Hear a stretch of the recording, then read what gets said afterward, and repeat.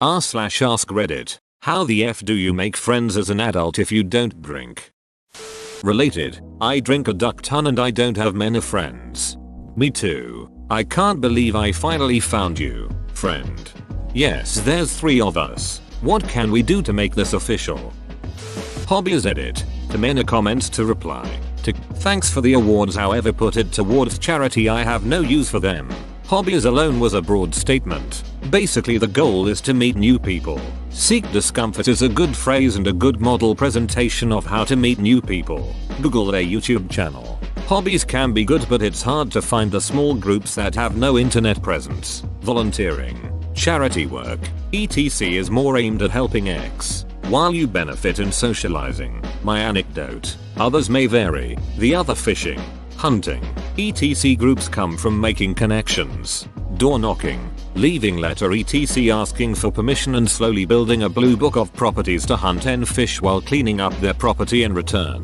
Plus you can ask if they want me to take anyone in their family with me, or can I bring a person over etc. after trust is built. Lastly, if anyone reads my handle, it's okay to be alone. I'm alone but not lonely. I have Reddit to come socialize with you a-holes. But it's okay to only have a handful friends you connect with. The key aspect of friendship is respect. If they don't respect your time nor you as a person as you do them, they aren't your friend. Edit. The IT channel isn't seek discomfort. That's their catchphrase. It is yes theory without the quotations. https://youtube.com see yes theory.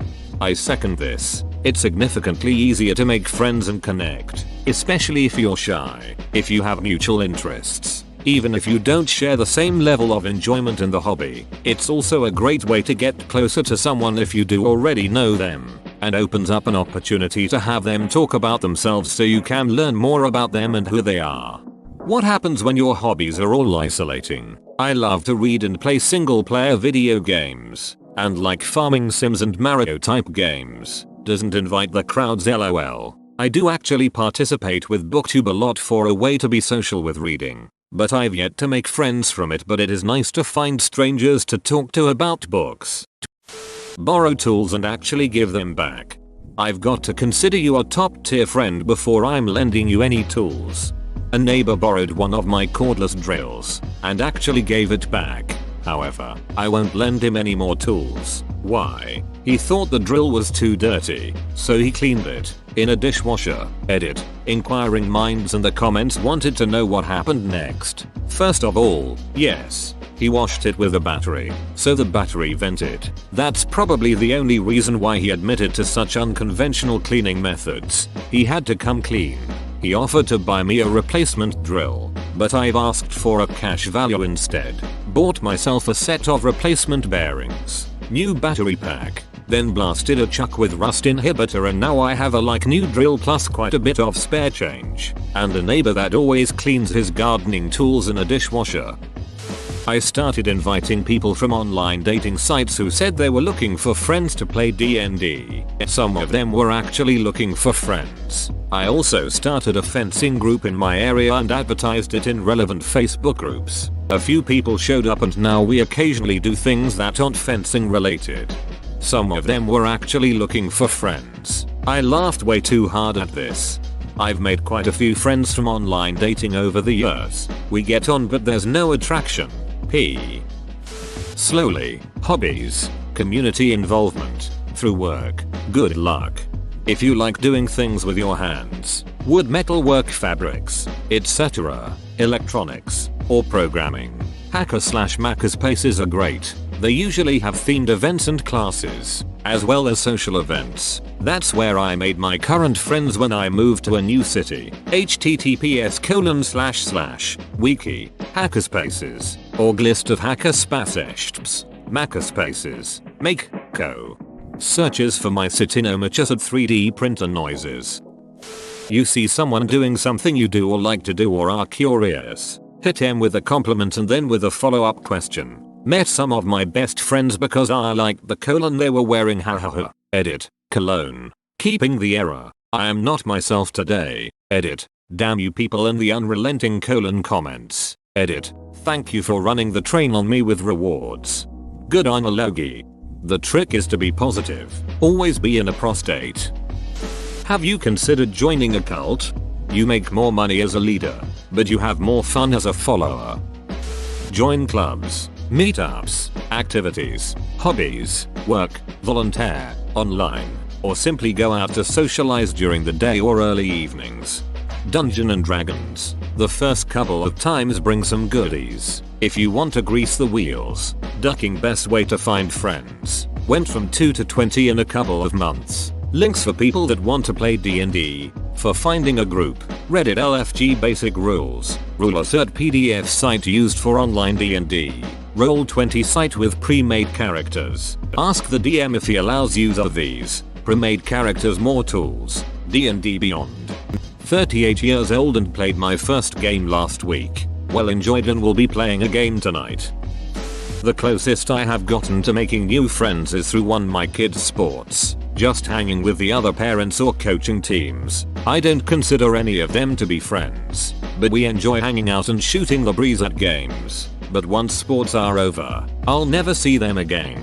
But if I run into them randomly, I'm sure we'll chat for a minute. Solid acquaintances. 2. Video games. Just having a regular group of randoms in a server regularly is nice. I play a racing game and the others are typically all from other countries. But text chat is fun and it's at least interaction with people I don't live with. If I really wanted friends, I'd probably have to go back in time and do a better job keeping in touch with my old group of buddies. Beyond here is an edit due to it's never too late to keep in touch reply. Edit yes. I agree it's usually never too late. But when you literally don't even know what to say or talk about with an old friend who was a very good friend and you are hoping that you can just talk about their kids' sports, I think it is pretty damn late. But this happens to millions of people. It's normal, and I don't dwell or recommend anyone else dwell on it. My parents, mid-70s, moved into a 55 plus housing community. Houses not assisted living, and they've made friendly with neighbors, play cards, pop in for a drink on occasion. So maybe it gets easier later, and I'm not really sad about not having friends. I'm a bit to myself and enjoy short honest conversations with the many people I've gotten to know. My kids' sports maybe because my wife and I are insufferable a-holes, but we can't stand most of the parents of the kids on my son's baseball team. They're like carbon copies of the worst Karen you've ever met. Youth sports is a super weird place. If it isn't City League, like any kind of travel, it gets worse. The friends that I have made in adulthood were not made through boozy social situations. Even though I'm Irish and we love our boozy socials, I've made friends through work and through hobbies. I love taking fun classes. I like taking dance classes mostly, and when you're going to the same class week in, week out, you get talking to the other people at the class and friendships can blossom. You can be friendly and smiley and strike up a bit of conversation, and from that you build up a bit of rapport. I made friends by asking a couple of the girls if they'd like to grab a coffee after class, and then it became a weekly thing. Coffee after class. It doesn't have to be dance. Any kind of class works, even if it's an educational one. Evening classes are a great place to make new friends. Then, and I know everyone's workplace is different. Certainly mine is very easy to make friends. Through work you can make some nice friends. Sit with people at lunch hour instead of eating at your desk or in your car. Chat to people during the work day and find out things about them. If they have a family, if they have any hobbies, etc. Then, when you build up a bit of friendliness, ask them if they'd like to go for lunch or, yes I know, again, a coffee after work and so forth. It definitely helps to be friendly and outgoing. I'm not naturally outgoing, but I am naturally a very friendly person, so I guess that makes me approachable. So try to be approachable and learn the art of small, friendly talk. You can be friendly and smiley and strike up a bit of conversation, and from that you build up a bit of rapport. I think this might depend where you live. I'm Northern English and this is how I have made friends in adulthood. My Southern friends think it's really weird though. I introduced them to a friend and it was something like, "Where did you two meet?" "Here, in the pub." "Oh right. So were you introduced to each other by someone else? Number? So how did you get chatting?" I don't know. We were just in the pub." Seemed odd to them. I think it's just personality more than anything. Growing up, my family referred to it as being an elevator talker. My mom is one. The rest of my family is not. I have a friend I met through my wife who is also like this. That he has a large extended friend group, and half the people he's friends with, he just randomly met out and about, and you couldn't distinguish those people from his childhood friends and relatives if you didn't have it pointed out. Whereas I, from the same state, find that utterly bizarre, but do like most of the people he's managed to pick up in his wake. You stand too close to random people at the groceries, and when they ask you what's your problem, you tell them you don't have any friends. Then you hug it out and become friends. And during the hug whisper in their ear that you like exotic leather lamps. Alcoholics Anonymous meetings. Yeah, those duckers are friendly. After the DUI and brief police chase involving a stolen Zamboni, allegedly, I had to attend a bunch of meetings by court order. Good people. Well, no, not really, but friendly.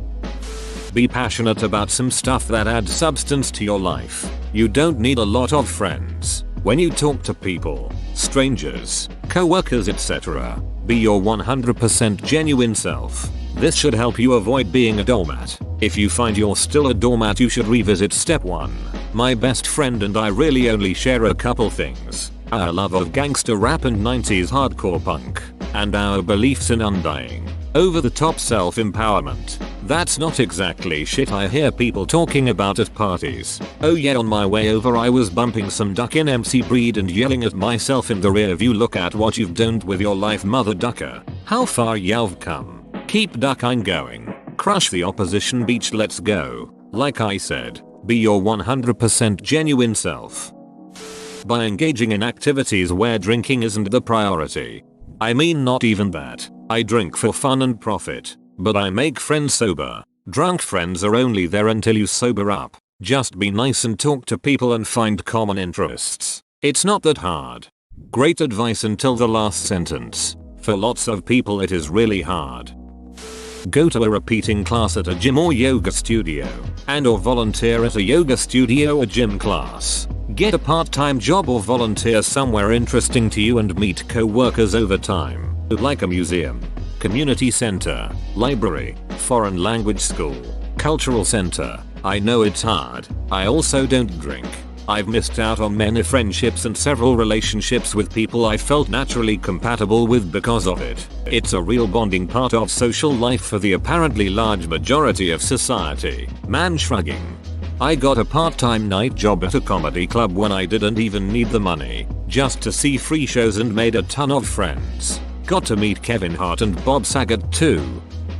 In my experience, adults don't want friends. They want activity partners. Pick an activity that you enjoy doing. Find some people to do it with. If you're lucky, some friendships will organically arise from that. If you're really lucky, they'll even stay friends with you after one or both of you stop doing that activity. But mostly, people just want activity partners. Yeah, this is hard for me. I just like being part of people's lives. Everyone is always doing things. Can't we all just chill, talk, blah? I like doing activities a lot too, but they take a lot of solo time to get better at. Volunteer. I became a Girl Scout leader and have become friends with some of the other leaders and some of the parents from my troop.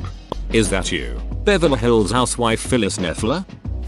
Finding groups for hobbies. Which is easier when there isn't a pandemic going on. Dungeons and Dragons is what worked for me.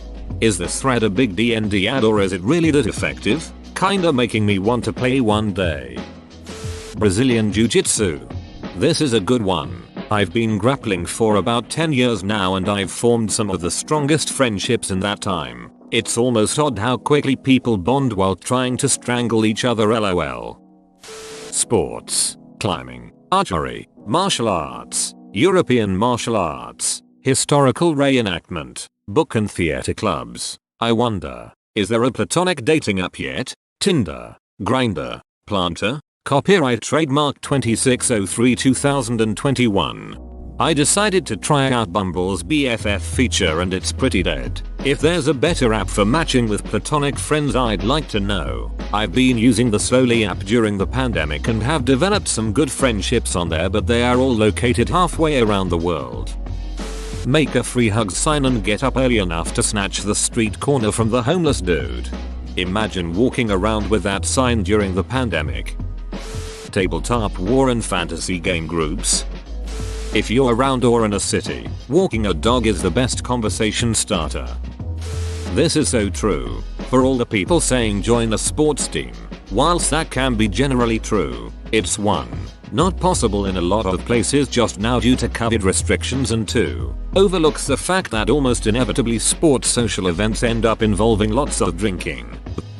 Whoa, you made it to the end? You're a ducking beast. I'll cut you a deal. Smash like and subscribe for more curated content, bruh. It's free and that's a great price.